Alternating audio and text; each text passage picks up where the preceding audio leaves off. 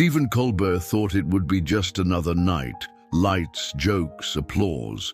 But before Keanu Reeves stepped on stage, something happened backstage that no one was supposed to hear.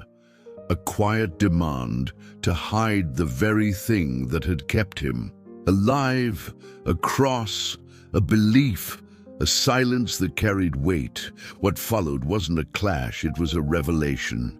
And by the time Keanu stood up, nothing about the show or its host would ever be the same again. Oh, and before we continue, tell us, what's the one thing you love most about Keanu Reeves?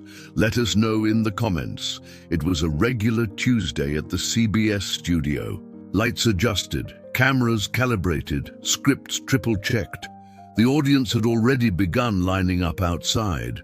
The main hallway smelled of fresh coffee and hairspray, that familiar backstage cocktail. Inside the makeup room, stylists traded. Jokes about the night's guests. Everything seemed on schedule, that is, until Keanu Reeves arrived. He walked in alone. No assistant, no entourage. Just him, dark jeans, a black t-shirt, worn boots, and the necklace. That simple cross on a thin silver chain. It hung gently over his shirt, like it belonged there. Subtle, yet undeniably present. The kind of detail you only really notice when someone tries to erase it. Keanu greeted the crew with a polite nod.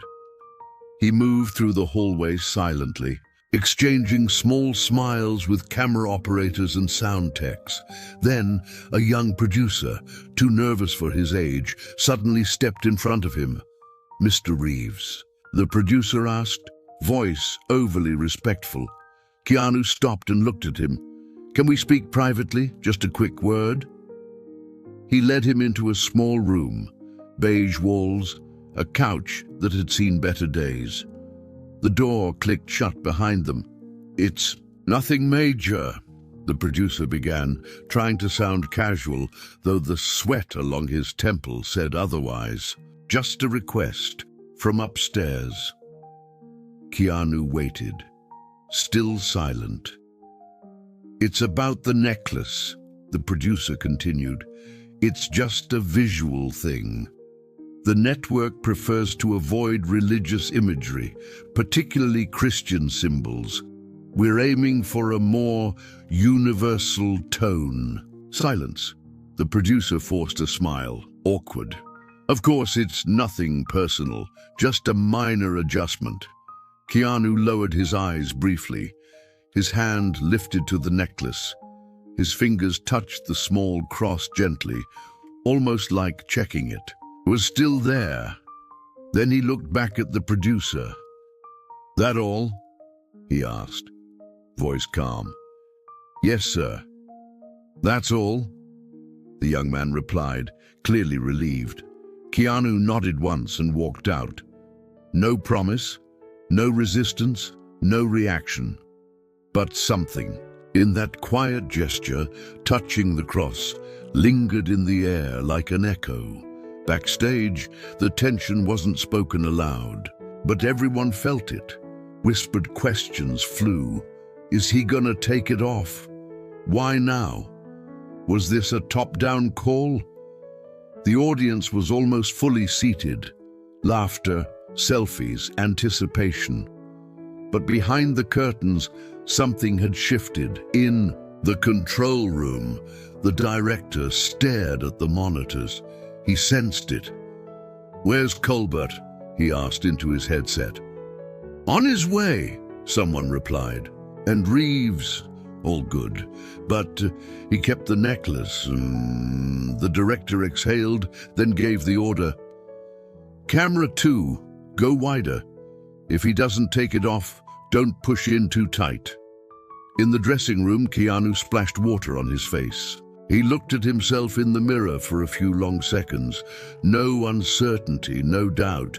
He dried off, adjusted the necklace so it was visible but casual, not in defiance, not in concealment, just there, like it had always been. A knock on the door "Mr. Reeves, we're ready for you." He walked down the hallway with the quiet confidence of someone carrying more than lines and sound bites. A man among many, but bearing something rare, a calm that made others uneasy. And then, just before reaching the double doors that led to the stage, there was a moment of stillness. A stagehand gave him a nervous thumbs up. Keanu returned a soft smile, but in his eyes, something was shifting. Not anger, not pride, something deeper, something ancient. Like premonition, the cameras were about to roll. The lights were locked in, and not even Stephen Colbert was ready for what came next. As Keanu walks toward the studio doors, he doesn't say a word. But behind his calm eyes, something unspoken is stirring. The cameras are about to roll, and this time, not even Colbert is ready for what's coming next. The band played its familiar intro, loud and vibrant. The audience clapped in sync, the house lights flaring brighter as the camera panned across the smiling crowd. Stephen Colbert stepped onto the stage with his signature mix of charisma and confidence, arms wide, a grin already primed for punchlines. "Ladies and gentlemen," he called out, the applause roaring, "we've got a very special show tonight, an icon, a legend, and rumor has it the nicest guy in Hollywood." Cheers erupted. He waited a beat, then leaned in with a smirk, which means either he's hiding something or he's Canadian. Laughter. The crowd ate it up. Colbert thrived on this rhythm. Build, bait, release. Our guest tonight has dodged bullets, battled demons, and time-traveled through phone booths. Please welcome Keanu Reeves. Another explosion of cheers. The band shifted seamlessly into a rock riff. The curtains parted. Keanu stepped into the light the same way he did everything, without needing it. No wave, no exaggerated smile. Just a simple nod, eyes scanning the audience with a warmth that didn't need performance. The cross still hung around his neck. Colbert noticed. Everyone did. As Keanu reached center stage and shook his hand, Colbert leaned into the mic with a mock whisper, "You brought your necklace. Guess we're going holy tonight." The audience burst into laughter. Some clapped. A few exchanged glances, unsure if it was just a joke or something more. Keanu smiled, polite. He didn't answer. He just sat down on the couch across from Colbert. "So," Colbert said, settling into his chair, "let's talk about John Wick 9, Retirement Home Rampage. Is it true you do all your own stunts, even in orthopedic shoes now?" More laughter. Keanu chuckled softly. "I haven't slowed down yet." "Oh, we know," Colbert replied, mock sincere. "Every time you punch someone on screen, an angel gets its wings." The rhythm was fast, easy, familiar. Colbert flipped through cards, talked about film sets, co-stars, wild fans. Keanu answered with grace, occasionally playful, mostly reserved, the way he always was. But something subtle simmered underneath, a quiet knowing. Then the tone shifted. Colbert paused, changed card. "So," he said, "I have to ask. You've played a messiah, a demon hunter, a man who came back from the dead. Does that kind of thing ever mess with your head? Or your beliefs?" Keanu tilted his head slightly, surprised but not caught off guard. "It's just storytelling," he replied.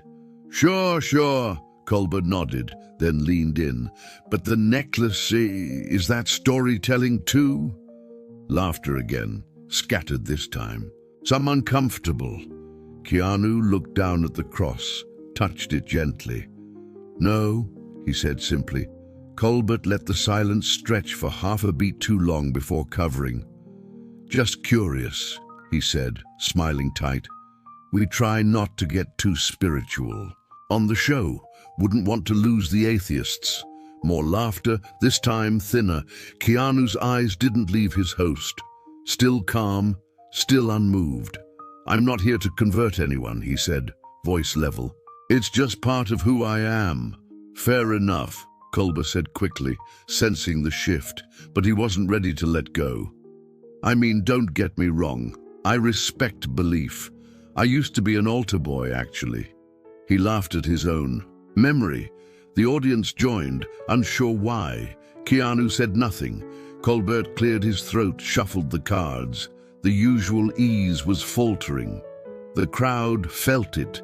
The air had shifted, not into confrontation, but into something heavier. A weight that couldn't be joked away.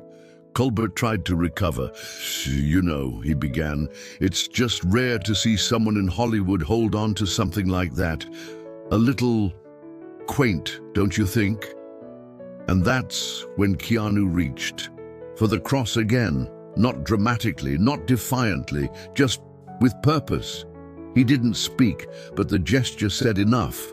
The camera caught it. The image flickered across millions of screens.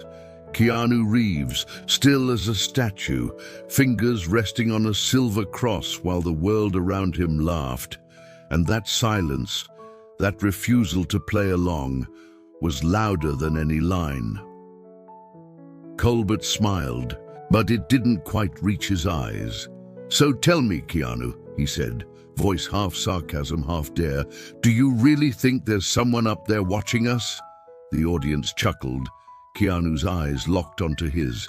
He didn't smile this time, and what he said next would not be a joke, and it would not be forgotten. The air was still.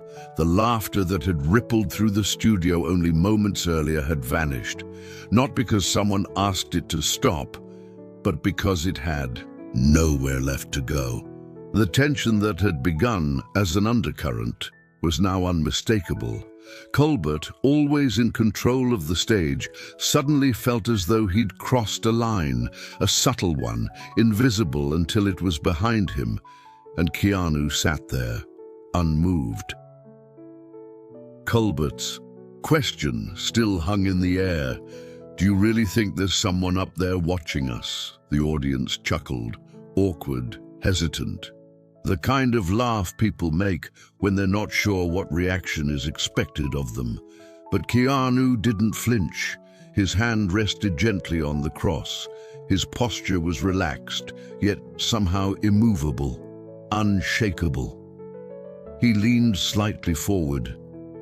"I don't think," he said, his voice quiet, steady. "I believe." Silence. Colbert blinked. The room was still. Keanu didn't rush. "I wear this," he continued, fingers brushing the silver cross.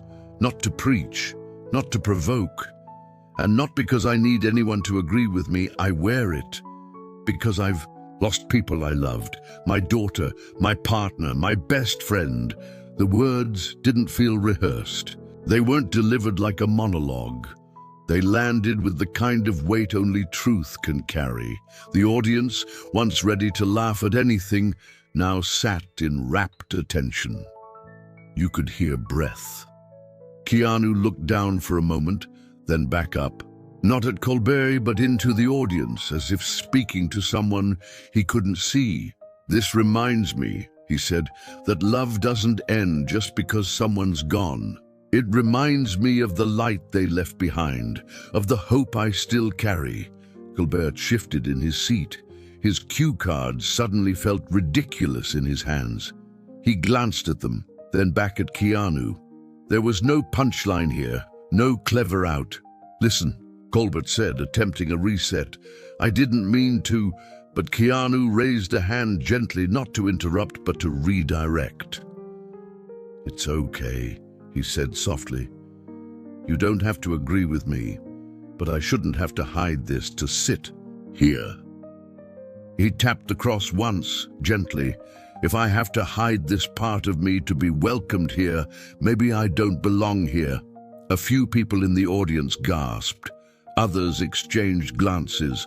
Some nodded slowly. It wasn't outrage that filled the room. It was understanding. The kind that creeps in through the quiet. Colbert forced a smile, but his usual charisma had faded. "This is a comedy show," he said, as if reminding himself. Keanu nodded. "And I came here to be real." Another silence, a long one. Then Keanu reached up, unclipped his mic from his shirt, and placed it gently on the table between them. No anger, no drama, just decision. He stood. "I didn't come here to be tolerated," he said. "I came to be real." The audience didn't move. He turned and walked off stage, the cameras still rolling, the set lights glaring down on an empty couch. Colbert sat frozen. The band didn't play. No one cued a commercial. For the first time in years, the show had no idea what to do next. And behind the scenes, in control rooms, in green rooms, in the flickering monitors of social media feeds, something had already begun. What no one in that studio knew yet was that the moment Keanu walked off stage, the real story had only just begun. The screen cut to commercial, not with the usual energy, not with a smooth transition, just a jarring fade out, the kind that says something went wrong. Inside the studio, no one moved at first. The audience sat frozen, confused. Some still had hands mid-clap. Others held half smiles, unsure if it had all been a bit, a stunt, a gag. But Keanu wasn't coming back, and Stephen Colbert wasn't smiling. Backstage, everything fell into motion at once, panicked, scrambled, silent in all the wrong ways. Producers barked into headsets. Interns darted across the floor. Someone dropped a stack of cue cards. A coffee spilled on a keyboard. One of the floor managers looked pale, like he might throw up. "Did he leave the building?" someone asked. "No," said another. "He's in the hallway, just sitting." In the control room, the director rubbed his temples. "Jesus Christ," he muttered. "Cut the spiritual jokes, cut everything. Do we have backup material?" Someone responded, "We have the pre-recorded segment with the animal trainer. Run it, now." They did. Seconds later, millions of viewers saw a cheerful woman introducing a parrot that could say hello and fake a cough. It didn't matter. No one was watching that bird. Online, the real show had already begun. One of the camera operators, unnoticed in the flurry, had uploaded a short video to their private account. It was blurry, unedited, but clear enough. Keanu Reeves walking, off stage, mic still clipped to his collar. His final words echoing as he disappeared behind the curtain. "I didn't come here to be tolerated. I came to be real." The video spread in minutes, first on Reddit, then Twitter, then Instagram, Facebook, TikTok, everything, everywhere, all at once. And then came the questions. What happened with Keanu? Why did he walk off Colbert? Was he censored? Is this about religion? Thousands of comments flooded in, then tens of thousands. Some mocked him, others defended him. Many simply watched the clip again and again, pausing on the moment his hand touched the cross, on the look in his eyes. On Colbert's reaction, the term Keanu walk-off trended worldwide within 20 minutes. Inside the CBS building, phones buzzed without stop. Emails poured in. Executives called each other in disbelief. Damage control memos began circulating. Before the show had even finished airing, someone from PR leaned into the control room. "We need a statement." From who? From everyone. In the audience, people started standing up, leaving slowly, like waking from a strange dream. A few lingered near the stage exit. One woman whispered, "He meant it, every word." Another said, "They tried to shut him down." A man added, "That wasn't about religion, that was about respect." Back in the hallway, Keanu sat alone. On a black leather bench, hands resting on his knees, the cross still visible. His expression was unreadable, not angry, not upset, just still. As if he knew this wasn't the end of the story, but the beginning of a different one. A junior producer approached him, hesitant. "Mr. Reeves," she began, "is there anything you'd like us to pass along? A message, a clarification?" He looked at her, kind but firm. "Tell them I didn't leave to make noise," he said. "I left to keep my voice." She nodded, unsure what to say. And then, hours later, just past midnight, the real ignition happened. A second clip surfaced, this time not from a phone. From inside the studio's control room, a hot mic, cleaner audio, crisper video. The last words as Keanu walked off stage, "Faith shouldn't need permission." That line didn't just trend, it cracked open something. It became a rallying cry. By morning it was everywhere, on t-shirts, in tweets, in comment threads, even tagged on the side of a subway station in New York. Hashtags exploded: "Faith shouldn't need permission," "Real Keanu," "The walk-off," and behind it all, something deeper was stirring. People weren't talking about Christianity or Hollywood or just one actor's beliefs. They were talking about authenticity. The question wasn't, what did Keanu believe? It was, why did he have to defend it? It started with a screenshot, just one, blurry, taken hastily. A photo of an email on a computer screen, posted anonymously on a fringe entertainment forum late at night. The subject line read, "Segment Prep, Reeves, Note, Necklace plus Tone, MGMT." Below it, a line in bold, "Avoid religious promotion, keep it light. If he insists, cut to break. No sender name, no recipient name. Just enough to raise suspicion and spark fury." At first, people thought it might be fake, a hoax, a Photoshop. But then came more, clearer this time, full threads of internal correspondence from producers to segment writers. Talking points, phrasing tips, risk mitigation language. Play it off with humor if he pushes faith. Maintain control of narrative. Do not linger on symbolism. Steer back to career when possible. We're not a pulpit. The emails spread across Reddit, Discord, and eventually into mainstream coverage. And then the hammer fell. A known CBS staffer, who remained anonymous, confirmed the authenticity of the leaks to a respected journalist. Not only were the emails real, but the directive had come from multiple layers of management. They had anticipated pushback from Keanu, who, as one note put it, has a reputation for introspection that sometimes borders on the spiritual.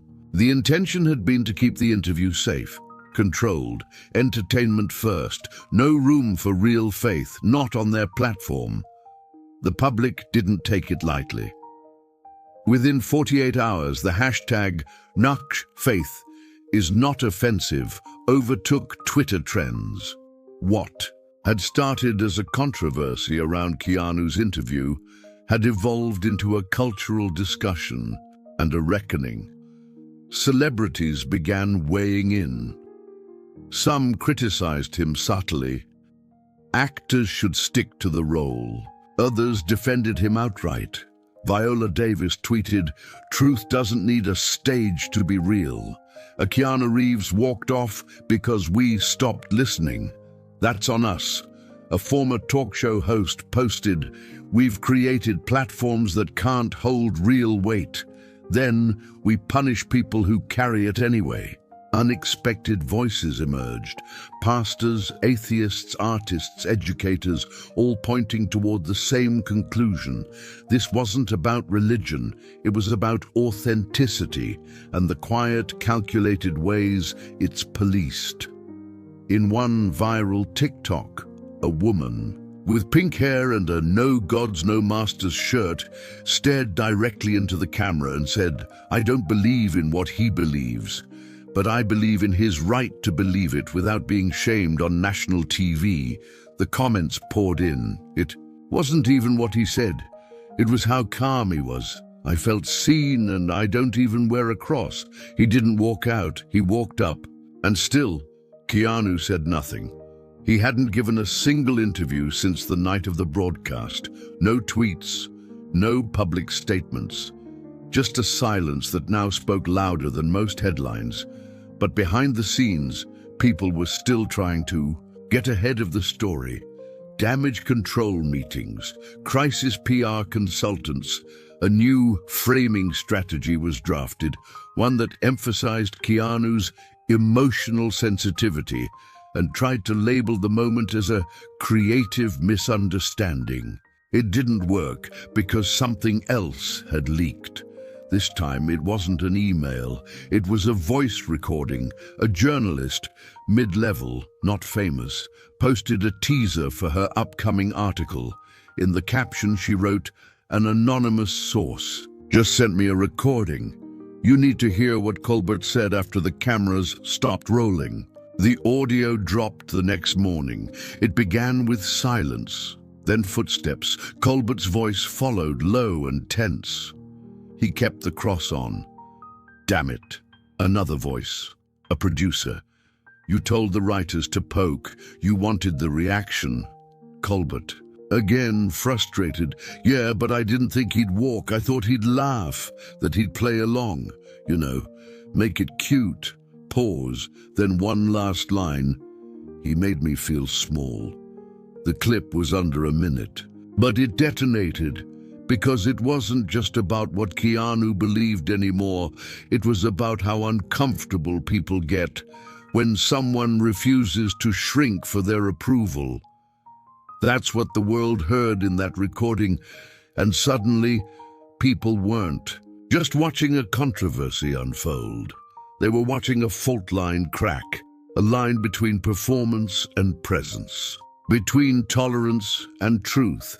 And somewhere in the middle of it all stood a man who never raised his voice, never argued, never attacked. He just stood, then walked.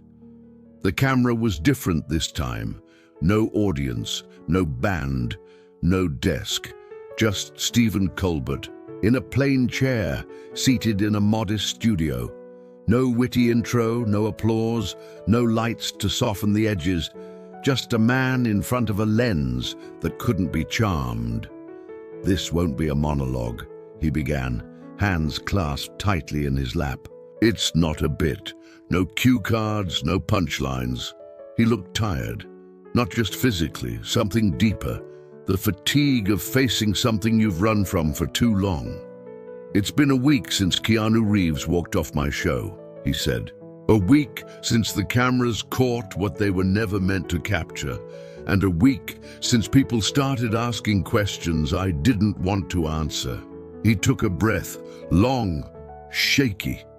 "I've made a career out of laughing at things, at power, at politics, at myself, and sometimes at faith." He looked away for a second, then back into the camera. "When I saw Keanu touch that cross, something happened. Not anger, not mockery, shame." He paused. "I grew up in a religious home, very religious. I was an altar boy. My mom believed deeply. She prayed every night, even when things got bad, especially when they got bad." The silence that followed felt sacred. "I lost her when I was 22, he continued, "and with her, I lost my faith. I couldn't hold both things. The grief was too heavy, and belief felt like a lie I didn't want to keep telling myself." He shifted, eyes glossing with memory. "So I laughed instead, at everything, at belief, at hope, at symbols people wore on their necks." He exhaled, long and slow. "But when I saw him sit there, not preaching, not posturing, just being, I realized I wasn't laughing at his cross. I was laughing at what I'd buried." The words sat there, raw and open. Colbert looked directly into the lens now. I was told to keep the show light, to steer clear of hot-button issues. And yeah, I pushed him. I used sarcasm to soften the discomfort. But here's the truth. He didn't make me uncomfortable because he believed in something. He made me uncomfortable because I don't. He let that hang in the air. I didn't plan to say this, but I owe it to you and to him. He glanced. A down gathered his thoughts. I don't know if I still believe, he said quietly, but watching him walk away made me wish I did. The camera didn't move. It didn't need to. I don't know what comes next, Colbert finished, but maybe it starts with saying I'm sorry. The screen faded to black. No outro, no credits, no ads. Just a moment. One that millions watched and felt. That night, Keanu Reeves didn't respond publicly, but something happened. A delivery man dropped off a small envelope at the studio, addressed by hand, no return address. Inside, a single photo, a silver cross. Resting on a wooden table, next to it a single unlit candle. No words, none needed. Keanu Reeves didn't give a single interview, not after the broadcast, not after the backlash, not after Colbert's public confession. No press releases, no carefully written posts, no victory lap. He did one thing. He posted a photo, no caption, no filters, no logo or branding, just a wooden table, a single candle unlit, and beside it his cross. It landed like a stone in still water. There was nothing dramatic about it, no controversy in the image, no demand, no message.